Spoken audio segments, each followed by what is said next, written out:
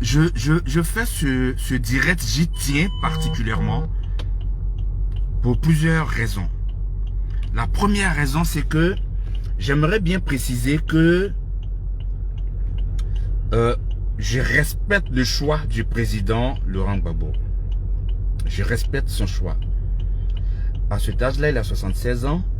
À cet âge-là, on n'est plus à même de gérer les gourmets, les problèmes sentimentaux.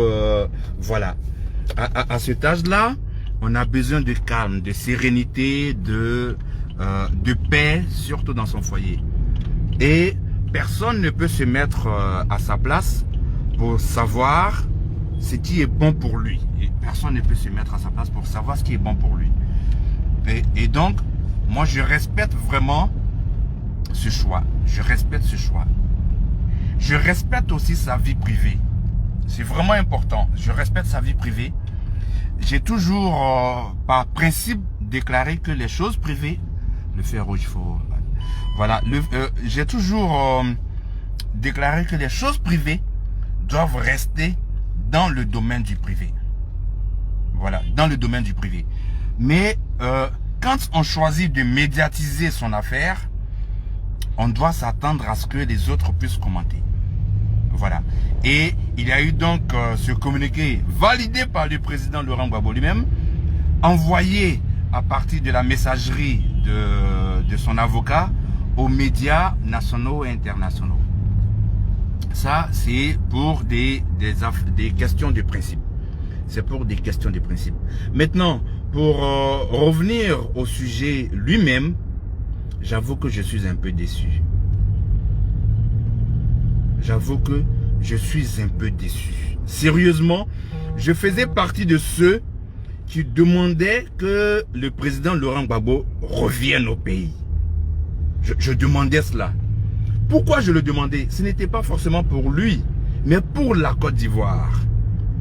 Parce que je me disais, j'ai lu le président Laurent Gbagbo quand il était opposant, je me disais, Laurent Gbagbo, opposant, allait venir relever le niveau du débat politique. Je me disais qu'il allait venir relever le niveau des débats politiques. Aujourd'hui, ça fait 10 jours qu'il est là. Ce que je vois est décevant. Et il faut que je le dise. Ce que je vois est décevant. Cela n'est pas, ce n'est pas du niveau du président Laurent Gbagbo. Ce n'est pas ce qu'on attend de lui. Allez dire au président Laurent Gbagbo d'arrêter les Gbagbo Novelas. De grâce. Allez dire au président Laurent Gbagbo d'arrêter les Gbagbo Novelas. De grâce. Cette expression n'est pas de moi. De grâce. Le président Alassane Ouattara, on n'a jamais, sauf erreur de ma part, on n'a jamais entendu ces histoires à l'eau de rose le concernant. Le président Henri Konan Bédié, sauf toujours erreur de ma part, a eu 1 ou 2 enfants hors de son mariage. Mais on n'a jamais entendu ces histoires à l'eau de rose le concernant. Mais regardez très bien. Regardez très bien. Jusque-là, les femmes dont on dit qu'elles sont des rivales ne parlent pas. Ne parlent pas. Simone Gbagbo est dans un silence, mais vraiment assourdissant. Non. Que le président Laurent Gbagbo ne nous convainque pas qu'en fait, en réalité, c'est Simone Gbagbo qui était son éminence grise. Que le président Laurent Gbagbo ne nous convainque pas, nous les intellectuels, qu'en réalité, c'était la première dame Simone Gbagbo qui était effectivement son éminence grise. Ce que nous voyons là, ça n'est pas du haut niveau. Le président Laurent Gbagbo, son premier discours, il nous a dit « Laissez-moi enterrer ma mère. Laissez-moi enterrer, pleurer Aboudraman Sangaré. » Le premier geste qu'il a fait sur le plan public, c'est de vanter, donc de vulgariser sa demande de divorce. Non, c'est un très mauvais signal. C'était un très mauvais signal. Et qu'est-ce qui s'est passé hier à Mama? Regardez les éléments de langage. Ma petite femme me nourrissait. Ma petite femme me donnait de l'argent. Sérieusement, quel est le message qu'on envoie à la jeunesse ivoirienne? Quel est le message qu'on veut envoyer à la jeunesse ivoirienne? Que quand, à ce niveau de responsabilité, on est dans les histoires de ma petite femme m'a nourri, ma petite femme m'a donné de l'argent. Sérieusement? Non. Non. Non, non.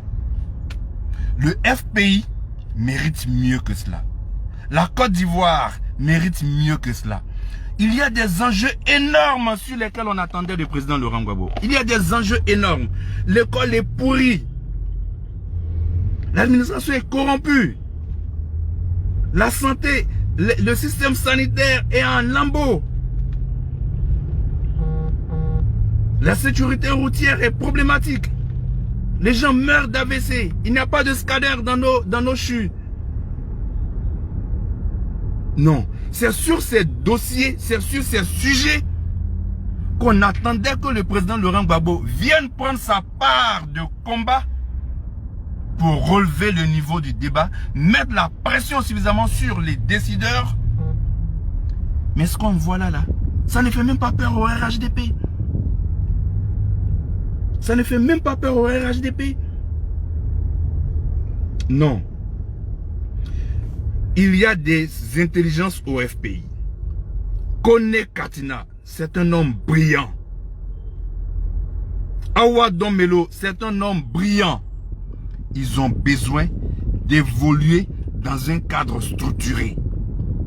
Ce qui se passe là, ce n'est pas une structuration. Ce qui se passe là, ce n'est pas une structuration. Les premiers pas de Laurent Gbagbo à son retour ne sont pas convaincants. Il doit se ressaisir. César Retou, Frank Anderson Kwasi, parce que ce sont eux que je connais, ce sont des journalistes. Dites, parlez à votre vieux. Faut parler un peu comme Suspect 95. Parlez à votre vieux. Qu'il se ressaisisse. Mamadou Koulibaly avait essayé. Mais il n'a pas cette audience. Président Gbagbo, ressaisissez-vous. Prenez en main le débat politique en Côte d'Ivoire, relevez le niveau du débat pour pouvoir mettre suffisamment la pression sur les dirigeants. Mais ces histoires de novelas, s'il vous plaît, il faut nous en épargner. Il faut nous en épargner.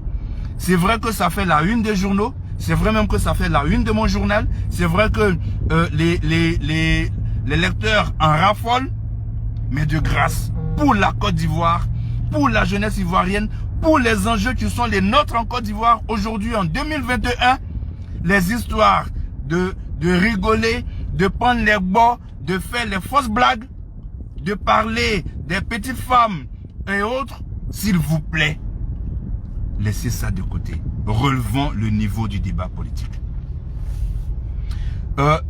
C'était mon coup de gueule du jour. Je voudrais vraiment...